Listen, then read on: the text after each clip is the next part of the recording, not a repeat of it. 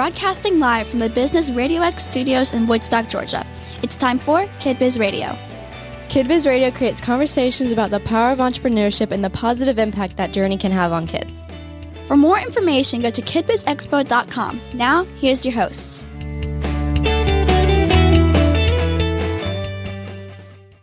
Hi, welcome to Kid Biz Radio. I'm Layla. And I'm Austin. And today we have an amazing guest with us in the studio, Stone with Radio X. Hi, Stone. Thanks for being with us here today. Can you tell us about yourself and your business? Well, sure. How long do you have? So the business is called Business RadioX. We have a network. We're the Business RadioX network. And our tagline and our mission is to amplify the voice of business. And so we invest a great deal of our energy in just capturing stories. There's so many people out there doing such marvelous work. And candidly, traditional media is not always knocking down their door to give them a chance to share their story. So my business partner, Lee Cantor, and I, we wanted to build a safe place where they're not going to get, grilled about last year's taxes. And we're not investigative reporters. We just want to give them a platform to talk about the work that they're doing for for their market, the profession, and the community. So day in, day out in 18 other rooms like this around the country, there's 19 studio partners who run these Business RadioX studios, and every day they're interviewing business people, small business people, people from larger businesses, and we just capture a ton of stories and try to get them out there so that they can get the word out. Did you say the country? Yeah. Whoa. Well, and we actually, we do some work internationally, but we don't have an official studio partner on the other side of the pond just yet, but I'm working on it. That's my day job. My business partner, Lee Cantor, and I, we own the Business RadioX network, and so my day job is to find and to try to support people who are running studios like this one. And then when Holly and I moved to Woodstock a couple of years ago, it's been right at 2 years now, I decided to open this studio. So when I have that hat on, I'm a studio partner and I run the local studio. And so we try to profile all the local businesses here in Cherokee County and surrounding areas. And not just the businesses, though. We like to have nonprofits come in. And we want to live into that mission of supporting and celebrating the community in general. So we'll have local elected officials and leaders here. That's awesome. We've had the mayor here. So we like to, that's what we did. Beats the heck out of working, man. We love it. Okay, so how did you get started doing all of this? Did you just wake up one day and decided that you were going to conquer the world? Multiple events lead up to it. Well, it was a little bit of a circuitous path. I guess my previous life, I worked in the training and consulting world. Mm-hmm. I worked for mostly change management consulting firms. And when I left the last one, I went out on my own and I started doing keynote work. So I was out speaking on organizational and individual speed. And so I self-published a book, and I don't know how you guys would be about it, but I know that both of you will write a book. There's no doubt in my mind. Maybe you'll write one together as well. Maybe. You'll probably write several. But, I would have talked to the high school newspaper. I'll talk to anybody to let me talk to them about the book, right? And so I made the rounds and went on a number of radio shows. Back then, there wasn't really podcasting and digital radio so much. So I went on the more traditional kind of local FM radio shows, and it was fun, and it helped me get the word out about my work. But it wasn't like this kind of a radio show where we're just having a real conversation. It was a little more superficial. It was very highly programmed, More formal. Yes, and you had to break for commercial, and you had to have your little 3 bullet points ready, and that one joke that you always knew would land. And so it was fine because I still knew I could use the fact that I'd been on the show to promote the work. And so it was good from a credibility, authority standpoint. We didn't call it content marketing back then, but I guess that's what I would do with it, right? I'd turn around and I'd share it with the people who were important to me. But it was, I guess superficial is the right word. It was very programmatic kind of thing. And then I got invited to a show called Atlanta Business Radio. We weren't a network back then. And my business partner, he's been a business partner of mine for 20 years now. He already had this thing going, and it was such a different experience, right? We talked about me and the work and the why behind the work and other aspects of my life. It was just a real conversation. We had a couple of other business people in the room, and I got to meet them. I got to really learn about them. It was a cohesive show, but everybody had their own segment. And so I could just sit back and really listen to them. And again, those segments were real. They were authentic. You got to hear about the person and the work. So I was a guest, and I really enjoyed the experience. But I was kind of a sales and marketing guy for my whole career, and I couldn't figure out how this guy was making money, right? Because he didn't charge me to be on the show, and he wasn't running any commercials. And so I'm scratching my head. And so I did like so many of our guests do. You guys have experienced this. They really appreciate being on the show for all those reasons I described. And they're like, well, what can I do for you? So my first question was, hey, this is great. Thank you so much. This is head and shoulders above all of my other experiences. You know, what can I do for you? And then my next question, I waited till the other guests left. And I said, you got to tell me, how are you making money? And he shared the business model with me then, and it's still the core business model for all of our studio partners and for my studio here. We have other revenue streams now and a lot of different ways to help people and make money than we did 20 years ago. But the core business model, this guy had like a half a dozen clients, high ticket B2B, business to business sales, like a financial services person, an IT managed services person, a patent attorney. He had a home healthcare franchise, but all of these people were far less concerned with, well, I don't even know if you had Facebook back then, but they weren't really trying to get a whole bunch of anonymous eyes and ears hearing them and then hoping they called them or went to their website.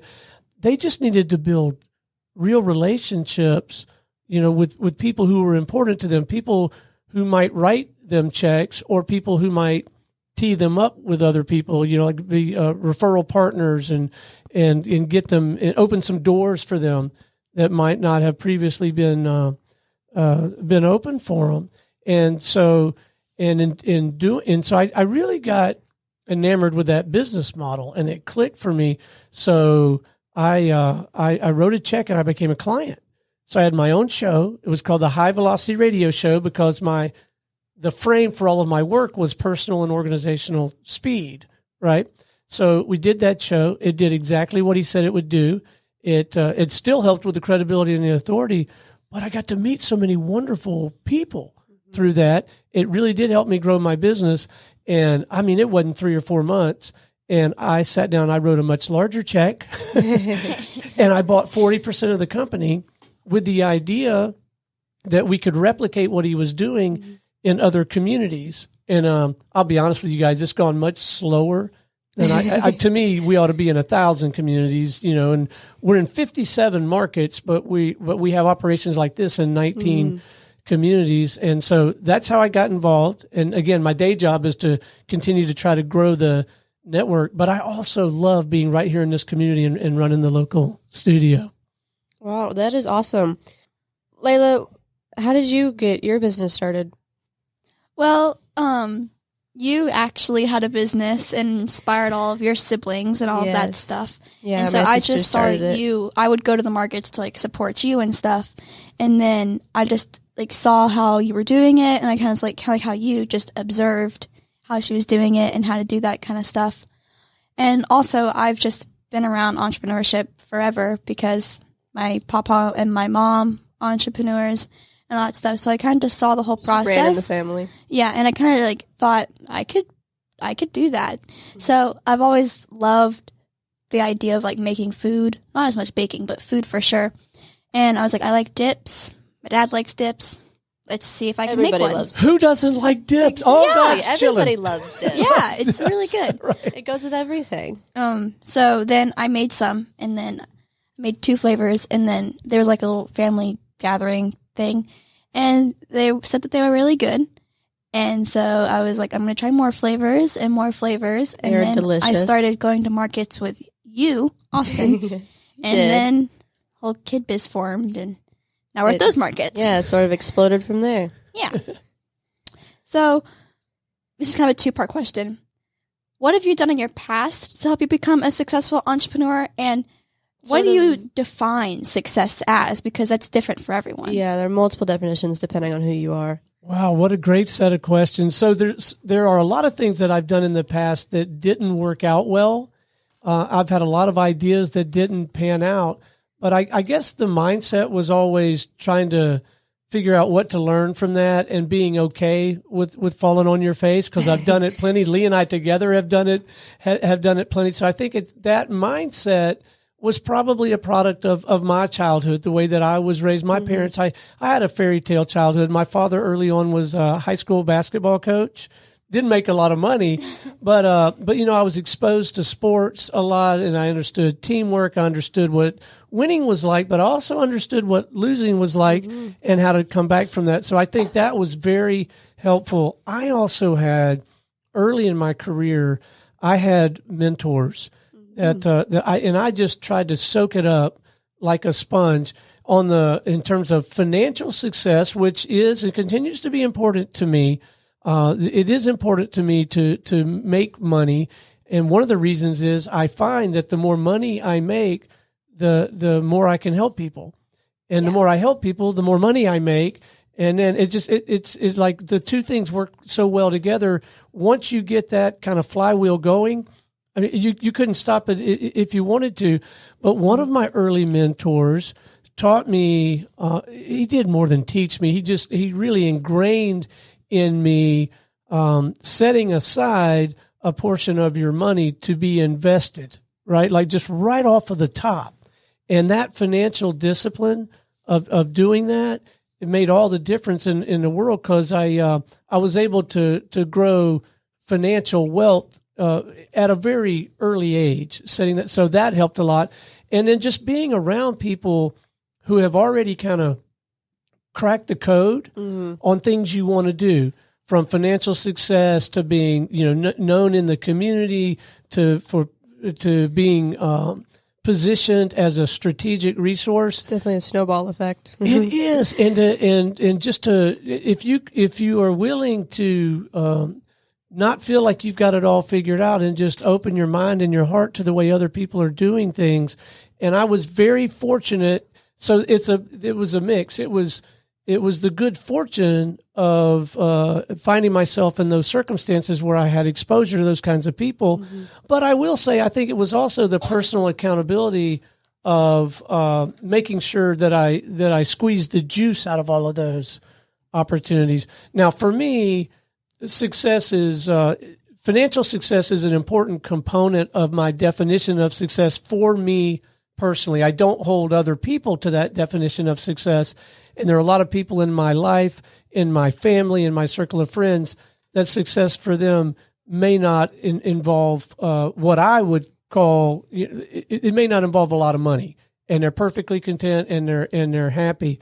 But also success for me is like the lifestyle that I have now. Mm-hmm. I live in a community where I know a lot of people, right? Everyone knows everybody. The financial aspect of it, for me, plenty of money. I've got all the resources to do what I want to do. I don't have debt. So the money piece of it really is important to me. I have enough resources to help other people when I choose. And so that's a big piece of it. But also, my kids have turned out just wonderfully. I have a great relationship with them. I have a great relationship with my wife and both sides of the family. We have, when family comes to visit Woodstock, not only do they want to stay a while and they love it, I've got family moving here because they've seen just a great Woodstock. Community. But to me, that too is a very important part of the success picture for me personally, is all the great relationships that I have with family and friends. And so, yeah, that's I guess that would be success for me. For me personally, it's just being the happiest I can be. Because, money's important to me, but it's not probably as important. Happiness. It's just because if you're happy, then nothing really else matters. Yeah. To me, at least. So that's what I try to strive for in life. So how do you get happy, though? Do you do you start with happy and then the other stuff falls into place, or do you feel like you have to pursue something like, when this happens, I'll be happy? No, because that's like what's detrimental, I think, because you're never going to get to your main goal because you're going to keep having more goals. So if it's like, if I get here, I'll finally be happy. But once you're there, you feel like you have to get the next goal to finally be happy. Right. So I feel like you have to start with being happy because to like feel good and all that stuff, and then you'll kind of figure the rest out. I agree. But I think some folks find that very difficult to do. They feel like, once I get this achieved, or, then I'm going to be Yeah, you can happy. feel better about yourself, but you still have to be happy even without that. Yeah. Like you can be like, feel like proud and accomplished and stuff. Do you think hanging out with happy people is part of it too? Like Definitely. Yes. And I do. I am more selective than some about who I hang out with. I think that's happy people are more fun to hang with. Yeah. I hope this doesn't sound conceited. I think I'm fun to hang out with because I'm a happy guy. Yeah. When you're around happy people, you're happy. It feels great. Yeah. It might be a little random, but I saw somewhere the 5 closest people in your life are who you're going to be. I think there's probably a lot of truth to that. There's a lot of meaning to that. I just thought of that. Okay. Well, and I'm told, back to the money aspect of things, and again, the money thing is important to me, and it doesn't have to be to everybody, but it's my understanding that for people who are on that kind of pursuit, that your income will often kind of be in that same range of the people you hang out with. Mm-hmm. I think there's probably some truth to that. I think it's because of the energy and the ideas and the influence that group of folks have. Yeah. That's probably true, and if I think about it, it's true about me. Mm-hmm. Yeah. Yeah. So when you were starting up your business and as you were growing it, were there any like just small little regrets you had as you were starting it up and growing your business? It's probably not fair to characterize it as a regret because, again, my mindset is, boy, I learned a lot from that, or I learned a lot from this. The biggest challenge I have always had in business, I thoroughly enjoy the consultative sales process. So, and I feel like I've gotten pretty good at it over the years, and even good at teaching other people how to do it over the years. I have never enjoyed, and still to this day do not enjoy, at least the traditional approaches to the prospecting, those very initial conversations. It's why I got so enamored with what Lee Cantor was doing 20 years ago, because this, for businesses, the thing we do, it eliminates the prospecting problem. If you want to get to know someone and build a relationship with them, and you have a radio show or even underwrite one of our shows, or even if you're like a sponsor, and you reach out and you invite someone to come on the show. Now, this really works best if you're a business to business, like if you call on other businesses, but if you reach out and invite them to come on the show, and it's not the Stone show, it's about highlighting them, about their story. What a gift you're giving them, right? Mm-hmm. And they're happy to do it, and you get to know them. And then, so the prospecting thing, this absolutely solves the prospecting problem, which is why I wrote that first check, right? But, and I have, done the thing where you have to just pick up the phone and call somebody out of the blue. And, but I don't regret doing it. I think it helped me build character and helped me have some empathy for people that have to do that. But man, I don't know that I have any. Do you have any things that you wish you did sooner? Oh gosh, yes. Okay, yeah, that counts. Yeah, almost everything. I'll tell you right up top, I wish I'd have moved to Woodstock sooner. Yeah. I mean, this is such a wonderful community. I mean, the timing probably worked out right because we lived in a bigger house on a cul-de-sac and a good school system, and it was a great place for the girls to grow up. But there's a piece of me that wished that I had moved to Woodstock sooner.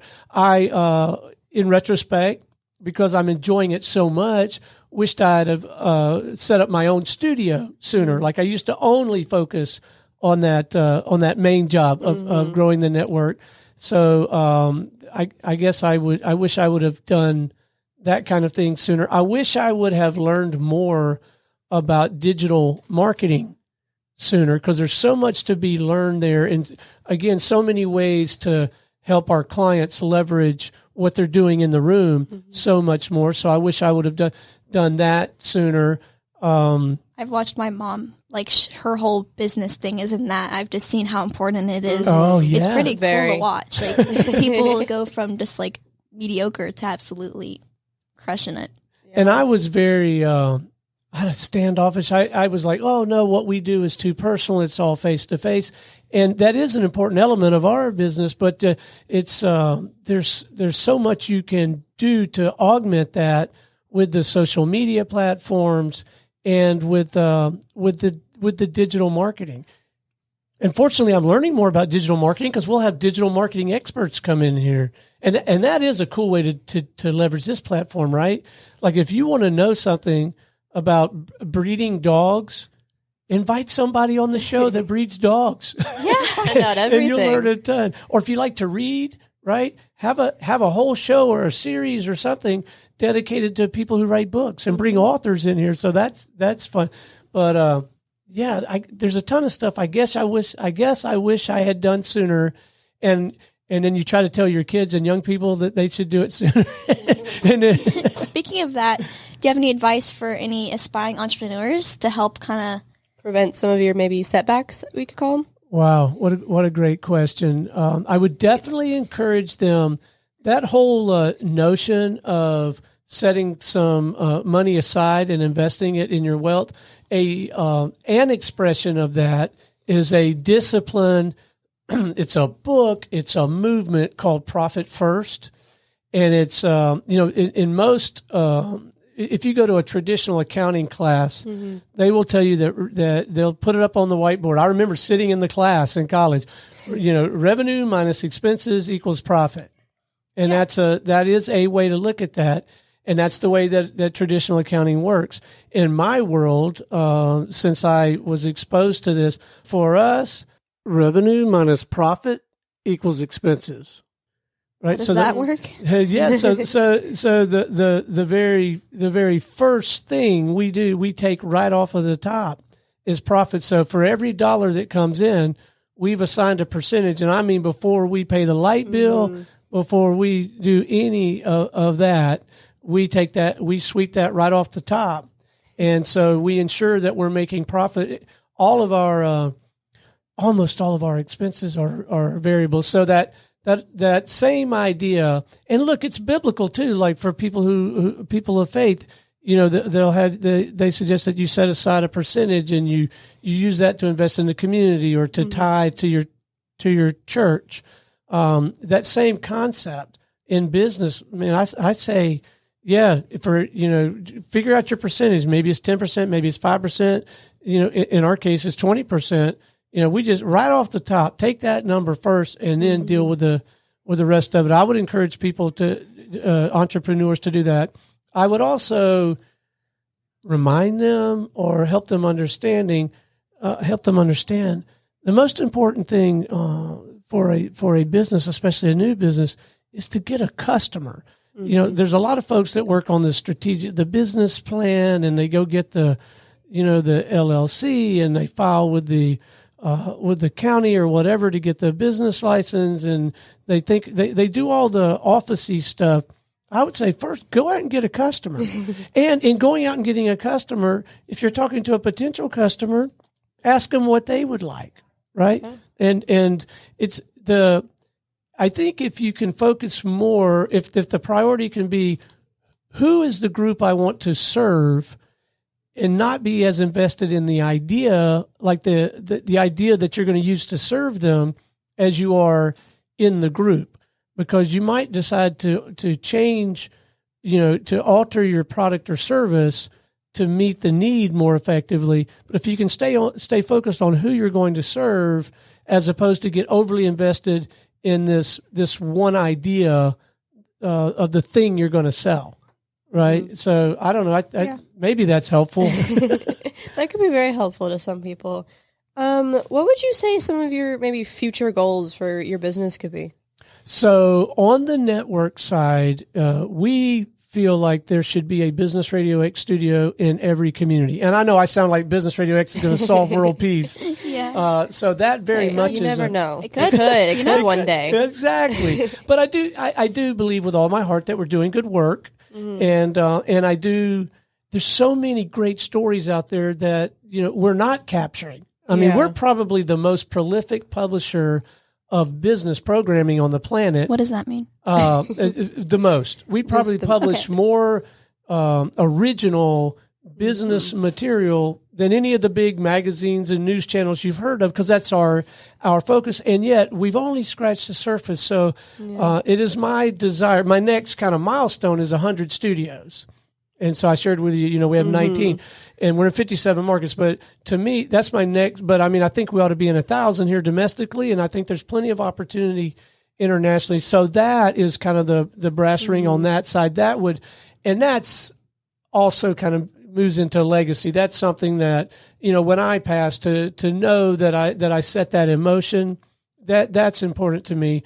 At a more tactical level, we started something here in this market that I think as we prove it, refine it, bottle it, you'll see it in other markets, in other studios. When I got here 2 years ago and opened this studio, it did what it always does. It's a lucrative business. The margins are good, and they should be good because we're helping people. But the focus, the Business RadioX business, is designed to serve back to who? High ticket B2B businesses. Business attorneys, CPAs, professional services, marketing consultants. Like Beckshot, you see the logo on the wall. This guy does high-end video and photography work. He has a niche of serving real estate and architectural firms, but he can also help other businesses just capture really good, high-quality video and photography, and he helps them with a strategy of how to leverage it. Well, it makes perfect sense for him to be a client, and he is. He has his own show that he launched recently, and it even has a sub-series.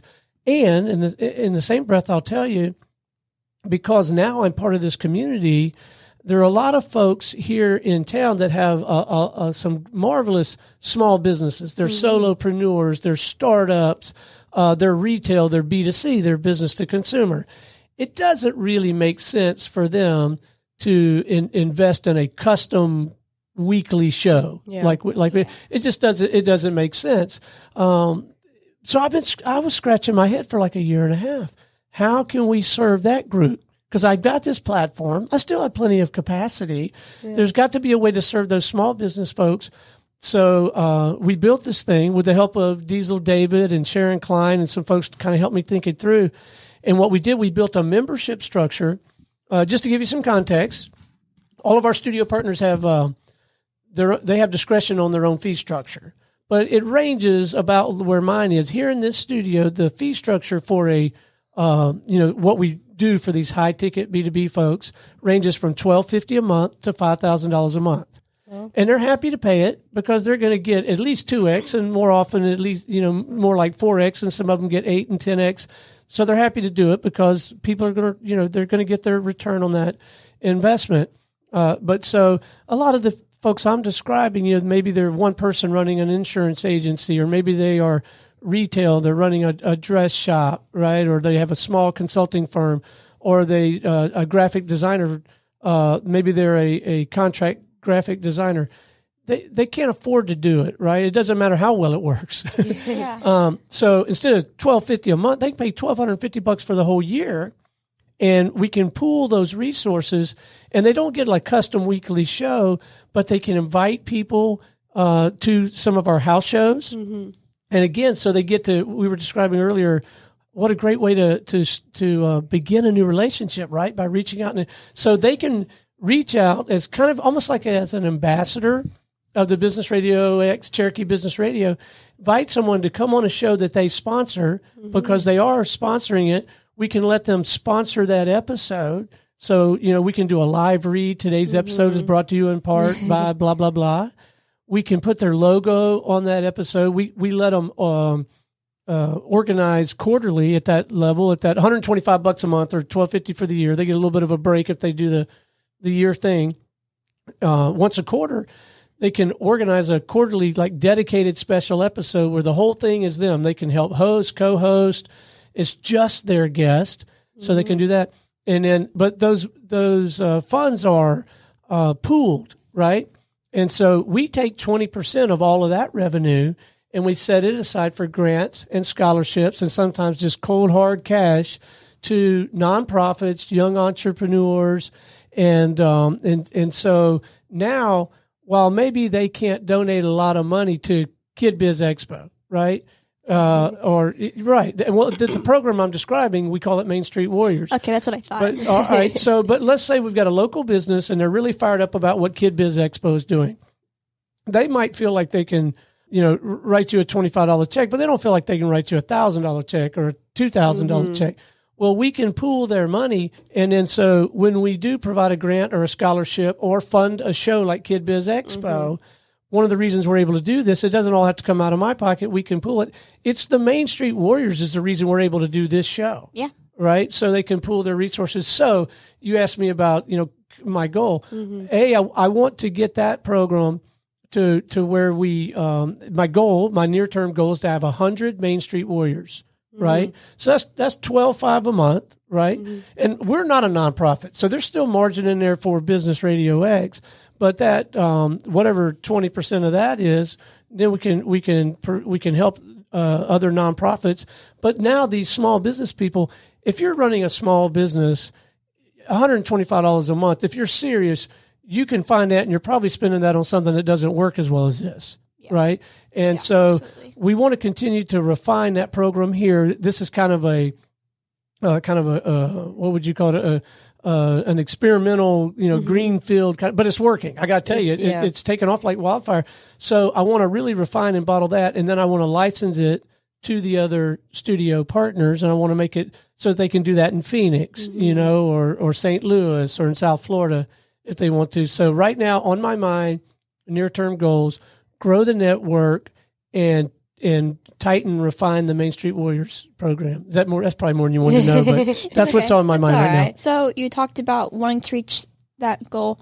What are you doing right now to help you get towards that? Just keep networking, or? I keep networking, and I try to balance all of the advantages of the social and digital that we talked about with some old school. Right. And I try to leverage our platform. Like today, when our guest couldn't come and we said, well, let's just interview Stone. I'm thrilled to talk about Business Radio X in general. But I thought, oh, what a great opportunity one more time to talk about the Main Street Warriors. So I will share this interview, but I'll do some old school stuff too. So we'll get it out on all the platforms. It'll get automatically published to all the podcasting platforms like all of our stuff does. But I will mention it to people, but I'll also share a note. I'll write a little 2-sentence email and say, hey, I got a chance to talk about Main Street Warriors on the Kid Biz show and thought you might enjoy. And it's amazing. That's another thing I would tell young people. Yeah, take full advantage of all the digital stuff, but do some of the old school stuff too. Talk about it, mention it. And so I will do that. The other thing that I will do, we got a golf cart. Holly and I got a golf cart, but we got a red and black golf cart that matches the Business Radio X logo stuff. And we're going to start doing a lot more on-site broadcast and just showing up, especially here locally where I'm allowed to drive the golf cart. So you're going to see me parked at Reformation a lot more with the Business Radio X logo on the golf cart. And we're going to set it up. It's black, right? So I can also, in the sub-brand, the Main Street Warriors, we're going to have like this Foot Locker thing on the back of it. On the golf cart, the back seats fold down. And I've got this camo blind thing I like to hunt and fish, as most of my listeners know. And I can lay that over the seats, and then I can put that Foot Locker there. And we're going to do, hand out Frisbees, hand out water, and just be at stuff and be seen. Be just kind of like part of the community more. Present and personal. And just be seen out there and try to, again, live into that mission of just being there for people. So I will tell you a quick story on me, though. So one of the ideas is to get Frisbees, right? So I thought, well, we'll print the Main Street Warriors logo and website on the Frisbees, or maybe get stickers or something like that. And so I got to thinking about, I'll park behind Reformation, and then like on a Saturday or when you guys are doing something, anything that's going on, and I'll have fun and I'll throw the Frisbees to people. And so it seems like a good idea, right? Yeah. And then I got to thinking about, you guys may not be old enough to have seen this show. There used to be a show called WKRP in Cincinnati. Nope. Never And heard it was of a comedy show, and they had this great idea of giving out turkeys, frozen turkeys, for Thanksgiving. I know where this is going. I So think. they rented a I have an helicopter, idea. right? They rented a helicopter, and they dropped frozen turkeys all over town.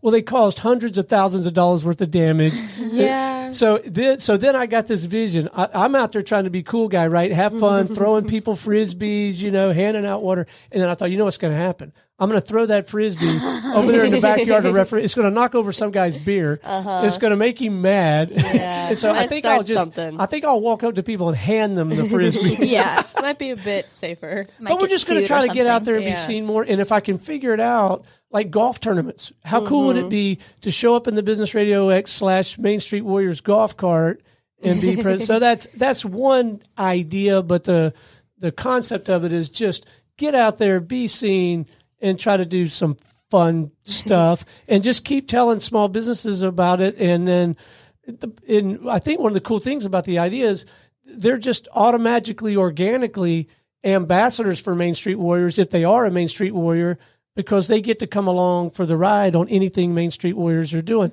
So I don't know when we'll have the funding to do it, but when we present Kid Biz Expo with a nice check, it's not going to be Stone or really even Business Radio. It's going to be the Main Street Warriors who are presenting the check. So Yeah. So, sort of a deeper question here. If you had the attention of the whole world for 5 minutes, they were all listening and paying attention to you, what would you say? I don't know how much impact it would have. The thought, the discipline I would love to somehow get across to them is serve first, serve early, serve often. I feel like that is one of the reasons that the network has been so successful, that our studio partners are able to live into their personal dreams and serve their communities. That idea of that's the default position, serve first and the rest of it will fall into place. And it may not always fall into place in a direct, doesn't mean you're going to serve someone and they're going to write you a check. Yeah. But it just always seems to come back tenfold when you lead with that mentality. Kind of like karma almost. I do think there's around something comes to that. around. Yeah. And then I listened in on a show that I love to produce called Kid Biz Radio a few weeks ago. And a young person who has wisdom beyond her years shared something that I do wholeheartedly believe in, and I think I'm pretty good about living into, and I would like to find a way to instill this in other people too, and just relax, just calm down. No, I just really think if you can have that energy and mindset of serving and letting things unfold, shining the light on other people, all these things we try to do. My experience so far, maybe the other shoe's going to drop and the bottom's going to fall out, but man, my experience, stuff just usually just has a tendency to work out the way it's supposed to. Yeah. Yeah. Okay, that was kind of deep. Okay. So this one's a little bit less. So this is not going to figure it out. Okay. More of If you woke up tomorrow without your business, so it was just completely just poof gone as it never what would existed. you do to help build it back up again, or just recover from that? Yeah. So I don't know is the honest answer.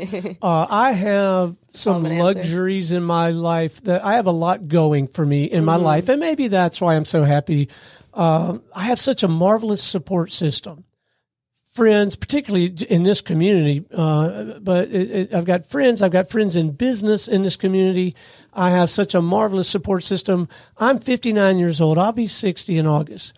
I could go down to Pensacola, Florida, where my folks still live, where I grew up.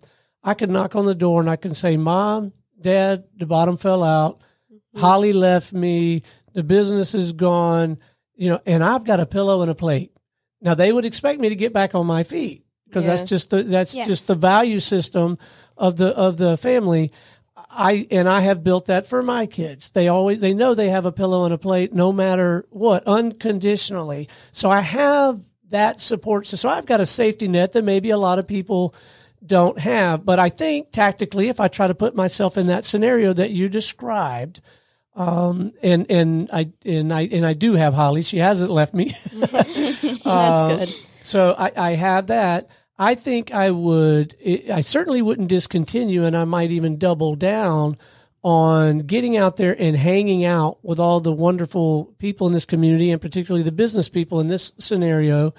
And I might have some design on trying to reboot some version of what we're doing here, or I might just, connect with the Diesel David or Brunson or any of these folks who are doing, marvelous work, and see if there's a way that I could tap into what they were doing and try to serve them in some way and start working with them. And I might find a completely different vehicle to serve people, but I would still, it wouldn't be as easy, I don't guess, but I would still try to maintain that operating discipline, that mindset of just get out there and work on somebody else's problem and try to help them. And I got to believe it somehow, some way, what it might not do is get me back in the digital radio business. And I think I would have to find a way to be okay with that. But yeah, I guess I would double down on that. I wouldn't rest and just hang out at the house. I would definitely get out and double down on that. That's kind of cool how that question kind of summed up everything that we've been talking about. Everything. So sort of starting to wrap things up here, we're going to do a couple speed round this or that questions. Oh my gracious. Answer as fast as you possibly can. All right, I'm going to put my eyes on here and make sure that I'm ready for this. All right, and I'll open my ears. All right. You ready? Ready. All right, here we go. Cats or dogs? Oh, dogs. Spider-Man or Batman? Spider-Man. Books or movies? Yeah. Whoa. Man, I believe so much in the okay, I can't. I'm not supposed to talk. I'm gonna. Gosh, I'm gonna go movies. Waffle or curly fries? Curly fries. Mountains or the beach? Wow. Beach. Sweet or salty? Salty. Chocolate or fruity candy? Chocolate. Cake or pie? Pie bar pie. Thank you. Low or high rise jeans? I don't even know if I know the difference. Okay, low the rise are the difference ones is that are all the way down there. It lays on your waist, and the other ones come up a little higher. Oh, low. Okay. This is a very that's more like a female question. Yeah. And then finally, comedy or horror. Oh, comedy. Right. Okay, so we're gonna wrap it up. All right. Well, thank you, Stone, for hanging out with us today. We really appreciate it. Can you tell everyone how they could get in touch with you and check out what you're doing? Absolutely. So my email is stone, STONE, at businessradiox.com. Go check out what we're doing with Main Street Warriors at mainstreetwarriors.org. My phone number is 770-335-2050. I'm not great about picking up the phone, but I am pretty good because I have it on silent most of the time because I want to be able to interact with people. I am good about I am good about returning text and then connecting. So 770-335-2050. I mean, leave me a voicemail if you want, or just shoot me a quick text and let's go have a beer under the elm tree. Well, we enjoyed our time with you today. We know our audience will get so much out of hearing your story. Thanks for listening, and we'll see you on the next one. Thank you. Bye. Bye-bye.